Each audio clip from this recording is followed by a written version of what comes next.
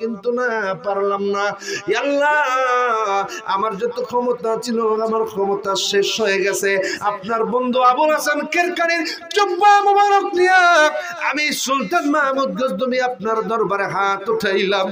আমার কোনো ক্ষমতা নাই, আমার কোনো পাওয়ার নাই, আমার মুর্শিদ সুলতান মাহমুদ গজনবীর জুব্বা মোবারক নিয়ে আমি হাত উঠাইলাম। আল্লাহ গো, এর উসিলায় তুমি মুসলমানদেরকে বিজয় দান করো, বিজয় দান করো, বিজয় দান করো। এমন একটা সময় আল্লাহর দরবারে সিজদায় পড়ে কান্দে, এমন একটা সময় আল্লাহর দরবারে সিজদায় পড়ে পড়ে কান্দে। হঠাৎ করে পিছন দিক থেকে আওয়াজ আসলো, ও বাদশা, ও সুলতান, জানি না কোথা থেকে যেন একদল সাদা জুব্বাওয়ালা মানুষ আসছে, হাতে তরবারি নিয়ে আসছে। ওনাদের আঘাতে আঘাতে, ওনাদের আক্রমণে আক্রমণে এমন একটা অবস্থা, আমরা মুসলমানেরা বিজয় হয়ে গেছি। ইসলামের পতাকা ভারত মহাদেশে উড্ডয়ন হয়েছে, বরং সুবহানাল্লাহ। নবী আমার জান, নবী আমার, পড়েন নবী আমার জান, নবী আমার, পড়েন নবী আমার জান, নবী আমার প্রাণ, পড়েন নবী আমার, ও গো সেনাপতি ছিলেন নবী বদরের ময়দান, দান দান মুবারক শহীদ করলেন উহুদের ময়দান।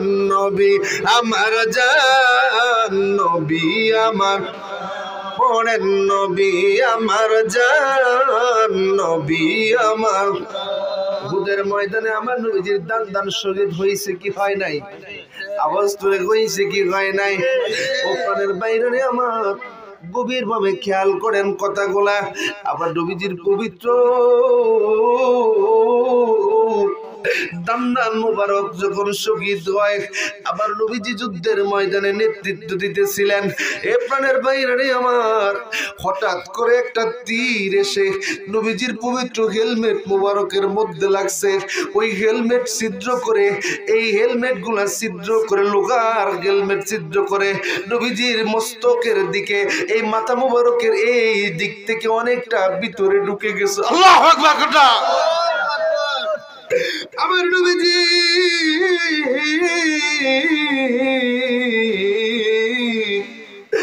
মায়ার নবীজি আমার, দয়ার নবীজি আমার, আরেকটা যখন তীর আসলো নবীজির সংজ্ঞাহীন অবস্থা হয়ে যাচ্ছে, নবীজি আর মাথা মোবারক ধরে রাখতে পারছেন না।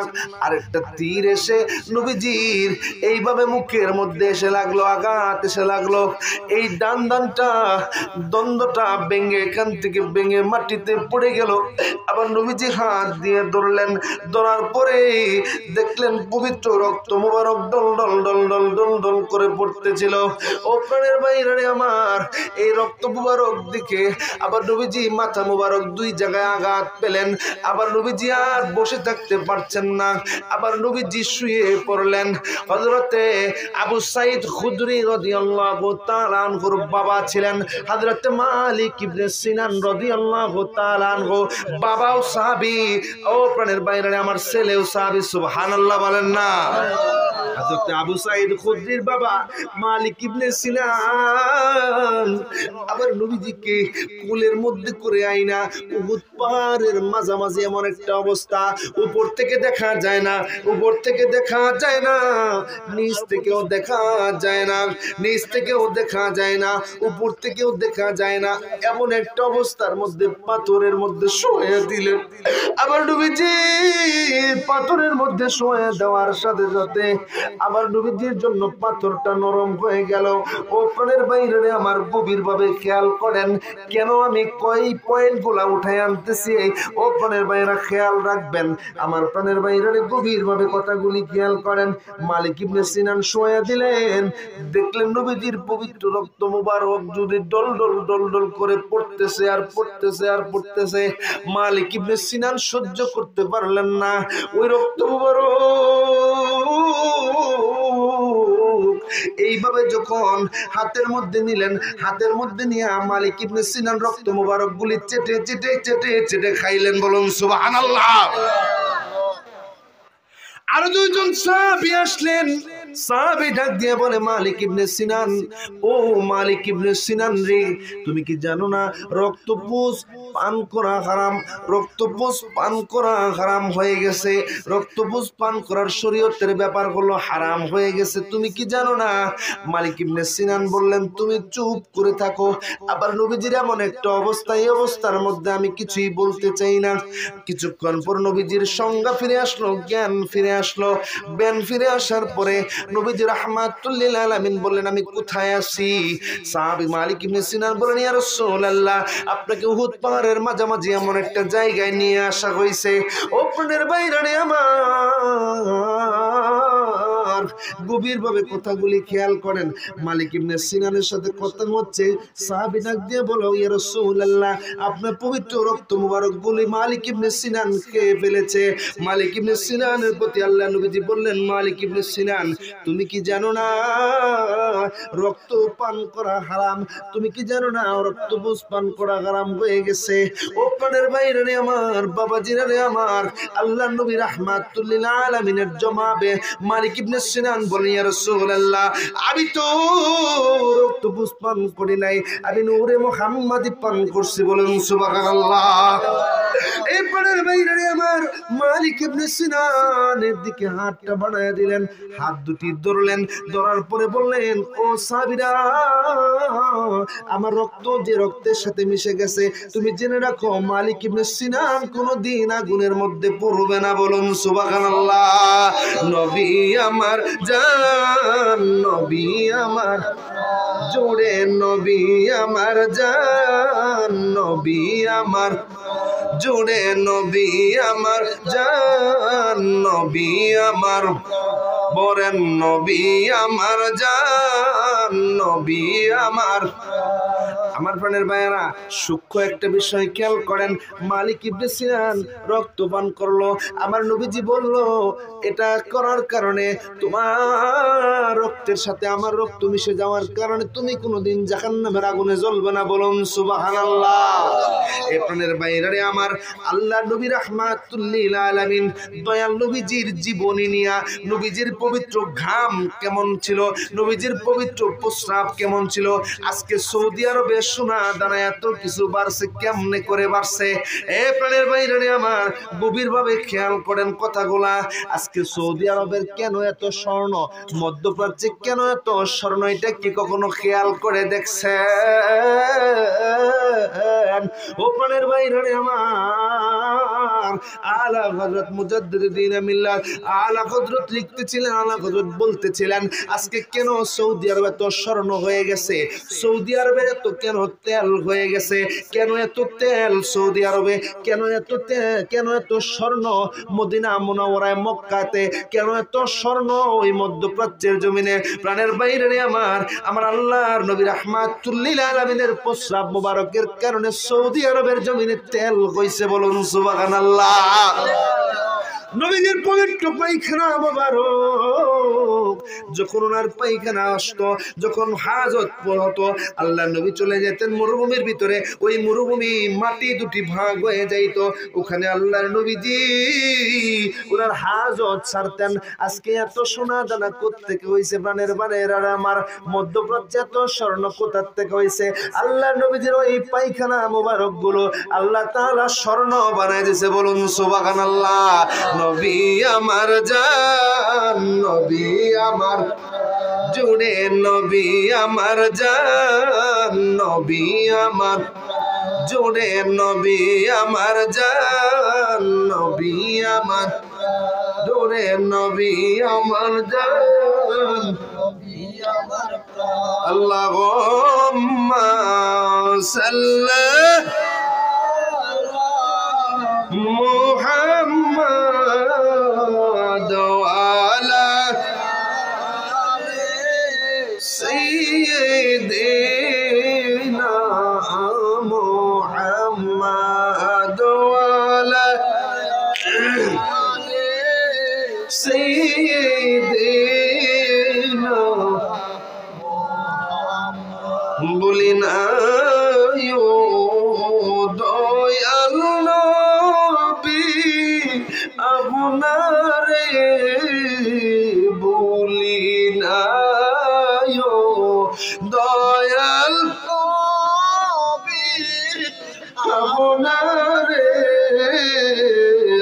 মনি না বইলা যায় আমাদের আল্লাহ ও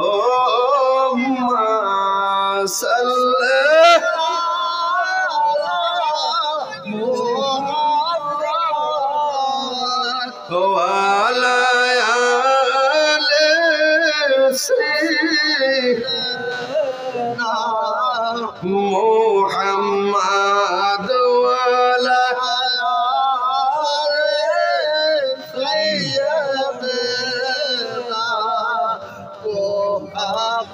কোথায় গেলে পাবো নবী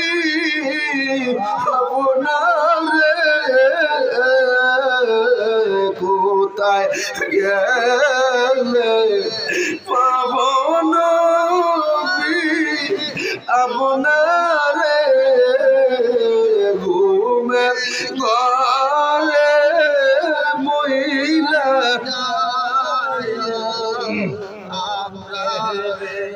ঘুমের ঘরে ভুইলা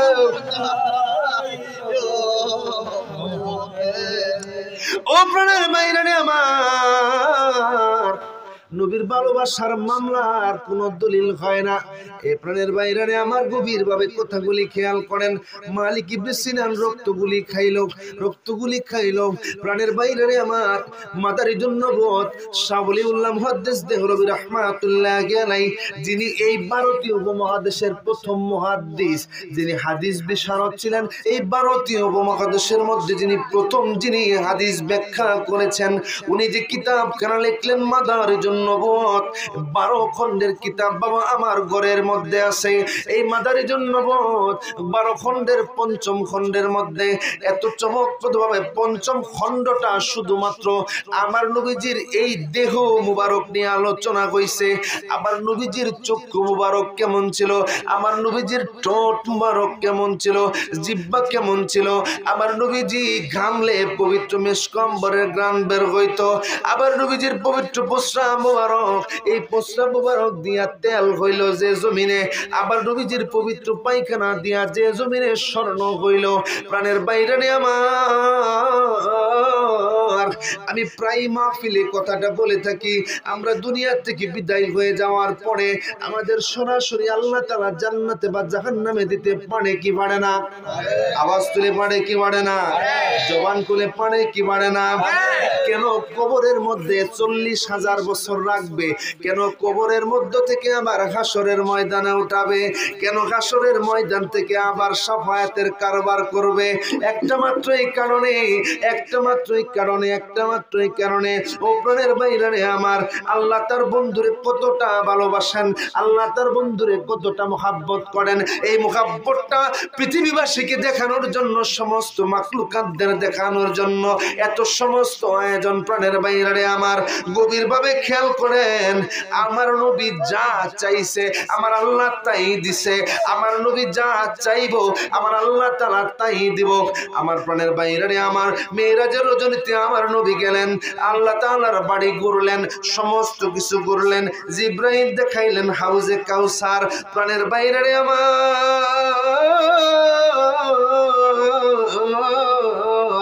ও প্রাণের বাইরে আমার হাউজে কাউসার দেখালেন। আমার নবী দুনিয়াতে আসলেন, আসার পরে আল্লাহর দরবারে 5 ওয়াক্ত নামাজ দিয়েছেন, নামাজ পড়ে দোয়া চাই, আল্লাহ ইন্নী আতিকা কাউসার, আল্লাহ গো আপনি আমারে কাউসার দান করেন, কাউসার দান করেন।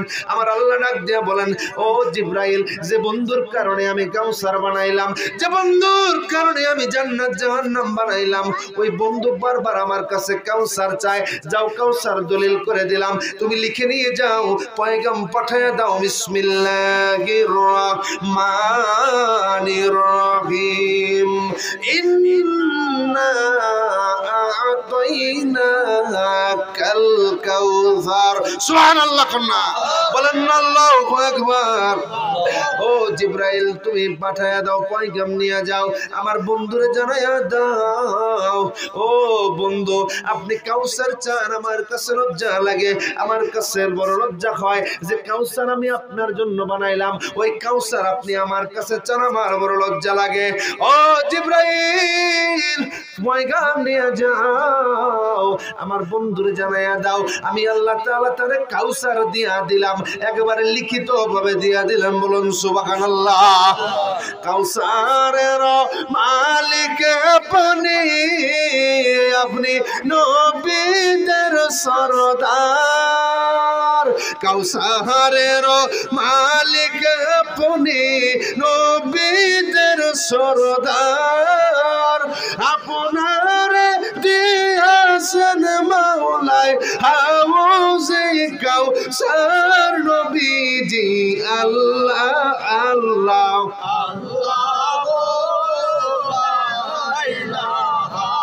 ইল্লাহ আমার আল্লাহ আল্লাহ।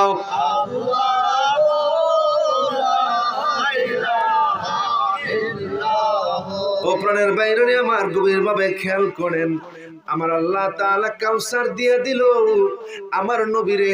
আমার নবী ডাক দিয়ে বলেন, ও আমার সাহাবীরা তোমরা সাক্ষী থাকো, তোমরা সাক্ষী থাকো, তোমরা সাক্ষী থাকো, আমি আমার দেওয়া হাউজে কাউসার আমার উম্মতের আমি দিয়া দিলাম। বলুন সুবহানাল্লাহ।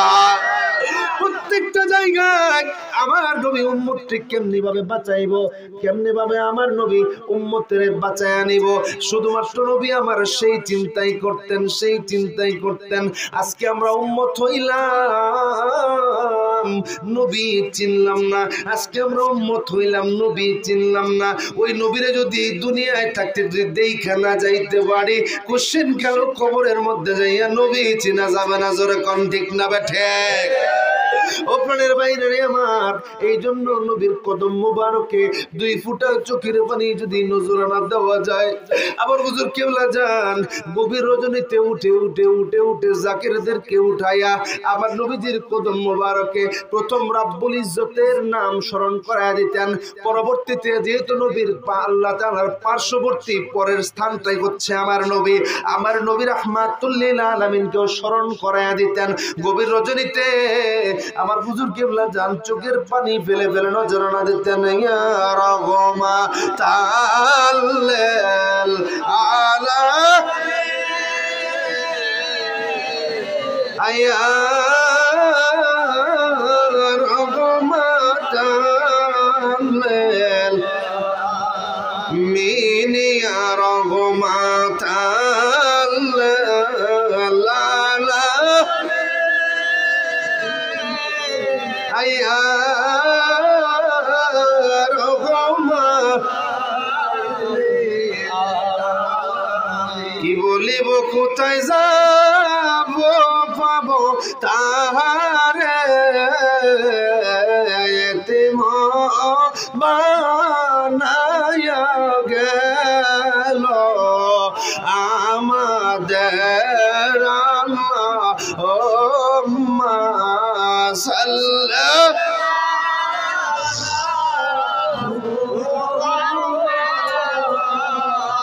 আলা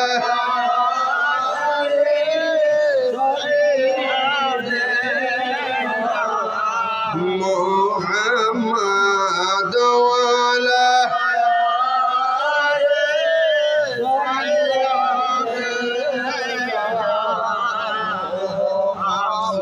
বাইরে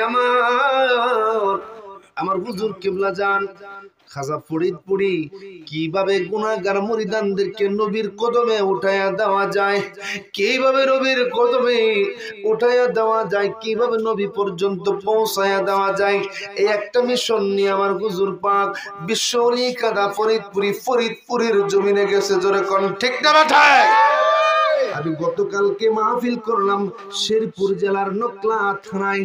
খাজা এনায়েতপুরের একজন আওলাদ একজন খলিফা হযরত আবু বকর সিদ্দিক আল মুজাদ্দিদি রাহমাতুল্লাহি আলাইহি, যিনি খাজা এনায়েতপুরীর সাথে বহুবার উরুস শরীফ করেছেন।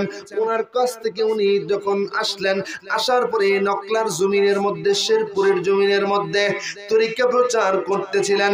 ওনার সুযোগ্য সন্তান আমাদের বন্ধুবর মাওলানা মাজহারুল ইসলাম মুজাদ্দিদি সাহেবের দাওয়াতে গতকালকে ওনার আব্বাজানের পবিত্র উরুস মুবারকে প্রধান মেহমান হয়ে আমি গিয়েছিলাম। ও প্রাণের বাইরে আমার অনেকক্ষণ আলোচনা করলাম, অনেকক্ষণ আলোচনা হলো। উনি বলতেছিলেন প্রাণের বাইরে আমার, উনি যখন এনায়েতপুর দরবার শরীফে থাকতেন, আবু বকর সিদ্দিক রাহমাতুল্লাহি আলাইহি যখন দরবার শরীফে থাকতেন, আবার হুজুর কিবলা জান খাজা ফরিদপুরিও তখন এনায়েতপুর দরবার শরীফে থাকতেন।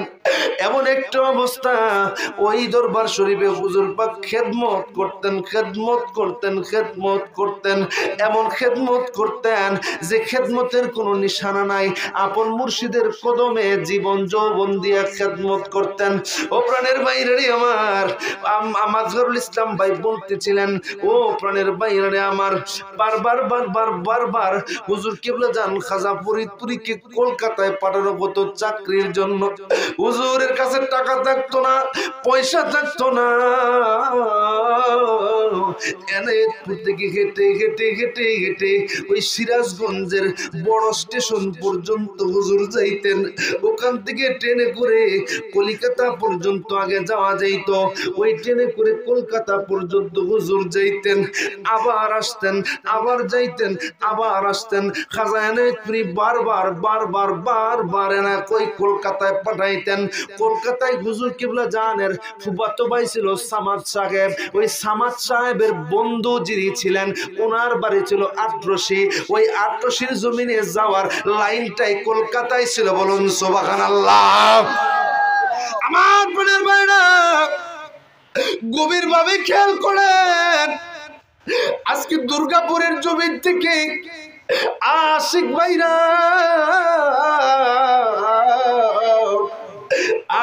পাগল ভাইরা ছাগল নিয়ে, গরু নিয়ে, নজরানা দিয়ে, চাউল নিয়ে, ডাউল নিয়ে মহাপবিত্র বিশ্বগুরু শরীফে গেছে।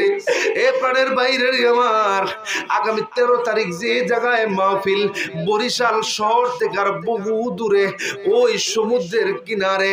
প্রাণের বাইরে আমার, মাঝে মধ্যে আমি খেয়াল করি, আমি কিছুদিন আগে মাহফিল করলাম ওই যে সুনামগঞ্জের ওই একেবারে মাথায়, কোথায় তাহিরপুরের ওই পাহাড়ের ভিতর থেকে আবার হুজুর পাকের প্রেমিকেরা দরবার শরীফে যায়। প্রেম কি কি প্রেম শিক্ষা দিল প্রাণের বাইরানে আমার, গভীর ভাবে খেয়াল করেন। আবার হুজুর কিবলা যান কলকাতার জমিনে যাইতেন, খাজা এনায়েতপুরী কলকাতার জমিনে বারবার বারবার বারবার পাঠাইতেন। টাকা থাকতো না, পয়সা থাকতো না। আবু বকর সিদ্দিক রাহমাতুল্লাহি আলাইহি একদিন সহ আরো কয়েকজন বলতেছিলেন, খাজা এনায়েতপুরীর কদম মোবারকে বলতেছিলেন, হুজুর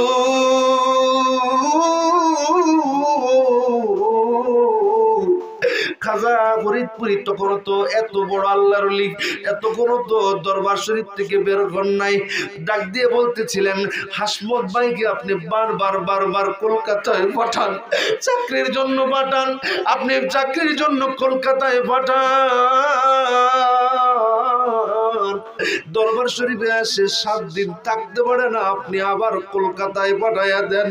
ও হুজুর পাক গো, ওনার কাছে তো টাকা থাকে না, পয়সা থাকে না, উনি তো কাঙ্গাল মানুষ, মিসকিন মানুষ। ওনার প্রথম স্ত্রী আমাদের ফরিদপুরি হুজুর পাকের প্রথম স্ত্রী যিনি ছিলেন, উনি তো এই অভাবের তাড়নায় টাকা নাই, পয়সা নাই, ফকির মানুষ।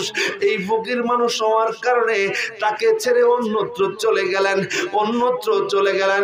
এই জন্য বলতেছিলেন, হুজুর পাক টাকা নাই, পয়সা নাই, কলকাতায় পাঠান।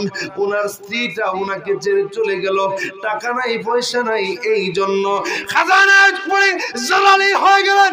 জালালি হয়ে যাইয়া লাঠের হাতি মুবারক, হাতের লাঠি মুবারক নিয়ে ডাক দিয়া বলে, ও তোমরা জানো না আমার গাসমত সম্পর্কে তোমরা জানো না, আমার কিসমত সম্পর্কে তোমরা জানো না, তোমরা চিনো না। বৃষ্টির মতো আসমান থেকে যেমনি ভাবে বৃষ্টি পড়ে, আমার কিসমতের দরবারে আসমান থেকে বৃষ্টি যেভাবে পড়ে ওইভাবে টাকা পড়বে। বলুন আল্লাহু আকবার।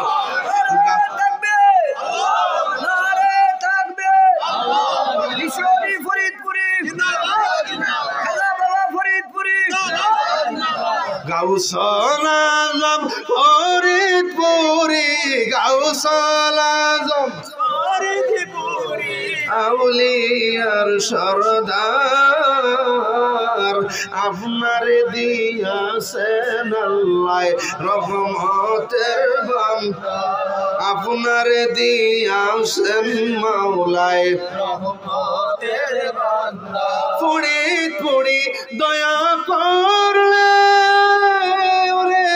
অমূল্য ধন দিতে পারে, ওরে এক পলকে নিতে পারে, এক পলকে নিতে পারে মদিনা মাকাম। পড়ে কি পড়ে না? আওয়াজ তুলে পড়ে কি পড়ে না?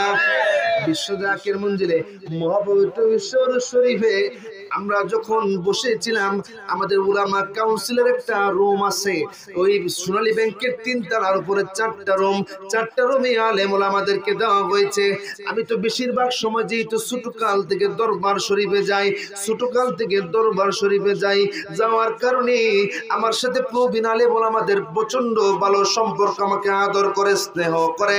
আলগাজ মাওলানা তাজুল ইসলাম চাঁদপুরি সাহেব বসছেন, আলগাজ মাওলানা তাজুল ইসলাম চাঁদপুরি সাহেবের পাশে আলগাজ মাওলানা আব্দুর রাজ্জাক উসমানী সাহেব বসছেন, উসমানী সাহেবের পাশে আবুল কাসেম জিহাদি সাহেব সহ আরো 4-5 জন।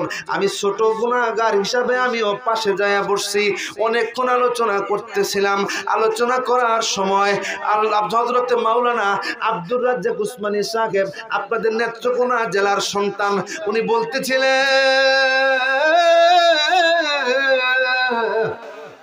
উনি বলতেছিলেন আমার কাছে, তোমরা কি মনে করো আমি জানি না, আজ থেকে 2 বছর আগে মহাপবিত্র বিশ্ব উরুস শরীফে রহমতের সময় কিন্তু যখন ক্যাসেট দিয়া রহমতের ফয়েজ বাতানো হয়, হয় কি হয় না? ফয়েজ বাতানো হয়, ওই রহমতের সময় ফয়েজ যখন বাতানো হয়, আব্দুর রাজ্জাক উসমানী সাহেব বললেন, আমি যখন হুজরা শরীফের ভিতরে গেলাম, হুজরা শরীফের ভিতরে, দক্ষিণ হুজরা শরীফের ভিতরে এখনো কিন্তু হুজুর যে খাটে থাকতেন সেই খাট আছে, ওই খাট আছে, এখন পর্যন্ত খাট আছে। আব্দুল রাজ্জাক উসমানী সাহেব বলেন, ও মঞ্জুর, তুমি তো আমার ছেলের বয়সী, তোমাকে একটা কথা বলি, কাউরে বইলো না। আমি বললাম, চাচা আমি কিন্তু বলে দেব, আমি তো বুঝছি সে কিছু না কিছু আমাকে বলবেই, কারণ আব্দুর রাজ্জাক উসমানী সাহেবের ছেলে এবং আমি আমরা ক্লাসমেট ছিলাম, আমাকে ঢাকা মাদ্রাসায় তিনি ভর্তি করায় দিছিলেন, এই জন্য অনেক আদর করে, আমাকে পাইলে অনেক কথা কয় আর বলে, শুইনা রাইকো, তোমরা যেহেতু বর্তমানে মাঠে আসো, তোমরা বলতে পারবা অনেক জাকের রাইটা বোঝে না, জানে না। ও প্রাণের বাইরারে আমার, ও জাকের বাইরারে আমার, গভীর ভাবে খেয়াল করেন কথাগুলা। আব্দুর রাজ্জাক উসমানী সাহেব বললেন, আমি যখন হুজরা মুবারকের ভিতর থেকে, ভিতর বাড়ি থেকে যখন বের হইতেছিলাম, দেখি রহমতের ফয়েজ বাজতেছে, আমার চোখ গেল ওই পবিত্র খাটের পাশে চেয়ারখানা আছে, চেয়ারখানার ওখানে আমি দেখলাম হুজুর পাক নিজে বসে বসে বসে বসে রহমতের ফয়েজ বাতাইতেছে। বলুন সুবহানাল্লাহ, আল্লাহু আকবার। ও প্রাণের মুর্শিদ তুমি আমার ওয়গোকান, বলেন ও প্রাণের মুর্শিদ তুমি আমার ওয়গোকান। অনেকের বিশ্বাস হবে না, এটা অনেকের মনে আসবে না, এটা কি করে সম্ভব? এটা এমনি ভাবেই সম্ভব। কারামাতুল আউলিয়াই হাক্কুন, আল্লাহর ওলিদের কারামত সত্য সত্য সত্য সত্য। আল্লাহর ওলিরা কারামত দেখাইতে পারে, কারণ আল্লাহর ওলিরা হলো মাহফুজ, আল্লাহ তাদেরকে গুনাহ থেকে সংরক্ষণ করেন। আর আম্বিয়া ও মাসুম, আল্লাহ তাআলার যারা নবী হন তারা হন বেগুনাহ মাসুম। বলেন সুবহানাল্লাহ। নবী আমার জান জান নবী আমার জোরে নবী আমার জোরে নবী আমার জান নবী আমার জোরে নবী আমার জান নবী আমার পড়েন নবী আমার জান ধরেন নবী আমার জান গাজবি কতরুলতা বুঝলো নবীর শান গাজবি কতরুলতা বুঝলো নবীর শান আমরাই ওদম গুনাহগার গো আমরাই ওদম গুনাহগার গো কদমে জমিতাম নবী আমার জান নবী আমার পড়েন নবী আমার জান নবী আমার আল্লাহুম্মা সাল্লি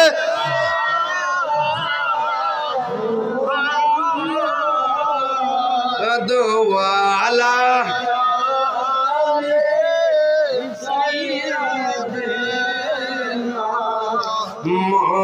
মুহাম্মাদ ওয়ালা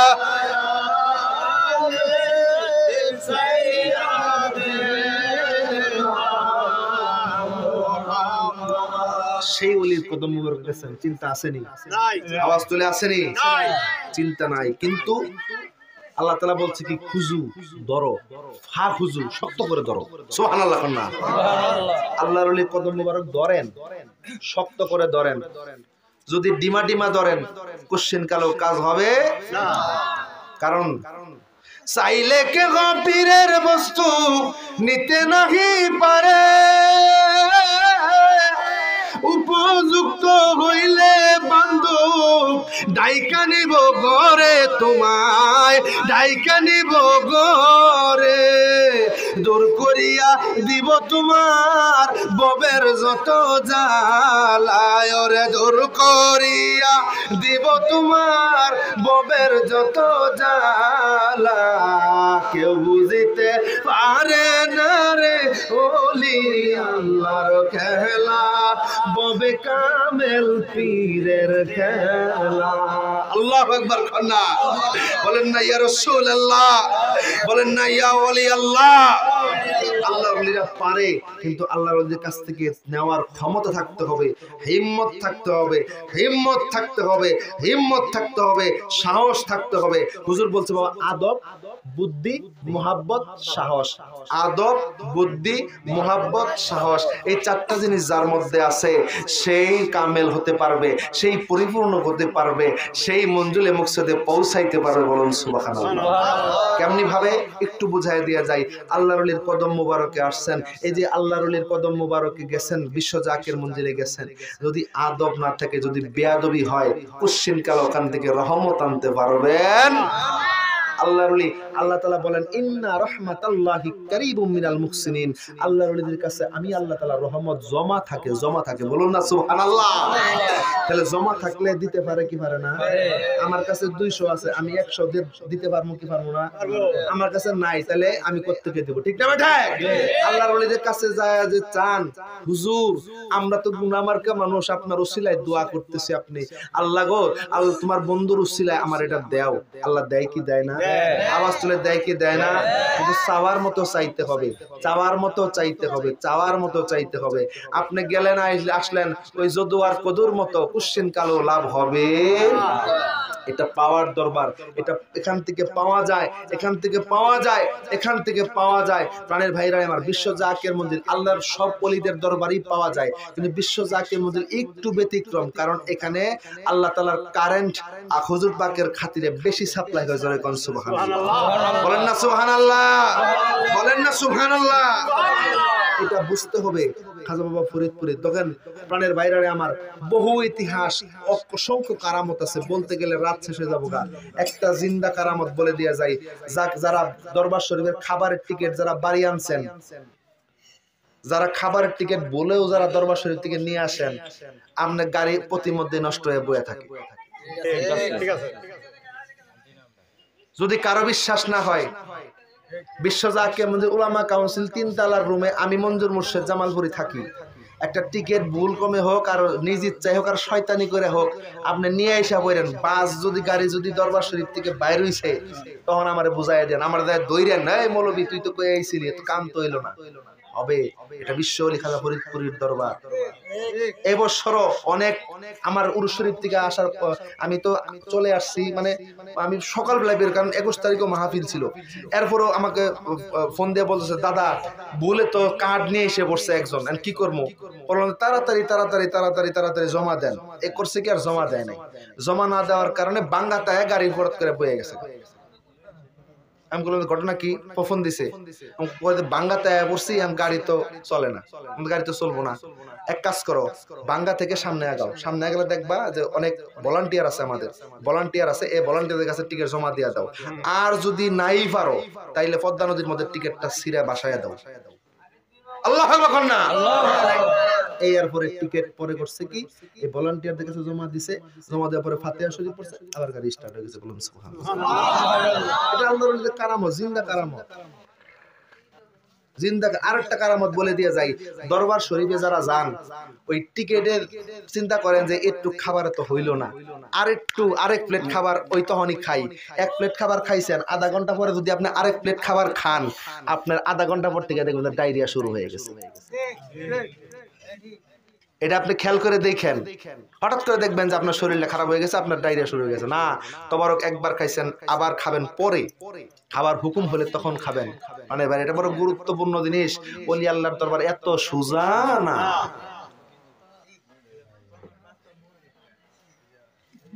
আমার মন কান্দে যাইতে মদিনায়, বলেন মন কান্দে যাইতে মদিনায়, ও মায়ার নবী গো আমার মন কান্দে যাইতে মদিনায়, পড়েন মন কান্দে যাইতে, পড়েন মোহন কান্দে যাইতে প্রাণের বাইরে আমার গভীর ভাবে খেয়াল করেন। আলোচনা গুছায় নিয়ে আসতেছি, আর আলোচনা লম্বার দিকে যাব না। ও প্রাণের বাইরে আমার, এতগুলো পয়েন্ট আমি যে কারণে তুলছি, একটা মাত্র এই কারণে, সেই কারণটা হলো আমার নবীজির মুহাব্বত অর্জন করতে হবে, অর্জন করতে হবে, অর্জন করতে হবে। আমার নবীজির মুহাব্বত আপনি কিভাবে অর্জন করবেন? আল্লাহর ওলিদের কদম মুবারকে গেলে আমার নবীজির মুহাব্বত পয়দা হবে। কারণটা কি? ওলি আল্লাহর দরবারে গেলে একটাই সিদ্ধান্ত থাকে, একটাই চিন্তা থাকে, যেভাবেই হোক, ডান দিয়া হোক, বাম দিয়া হোক, জিকির দিয়া হোক, মিলাদ দিয়া হোক, কাসিদা দিয়া হোক, রহমত দিয়া হোক, যেভাবেই হোক, তোমার কলিজার ভিতরে নবীর প্রেম ঢোকাইয়া দিব। আর নবীর প্রেমের যখন দুই ফোঁটা চোখের পানি নজরানা দিবা, ওই নজর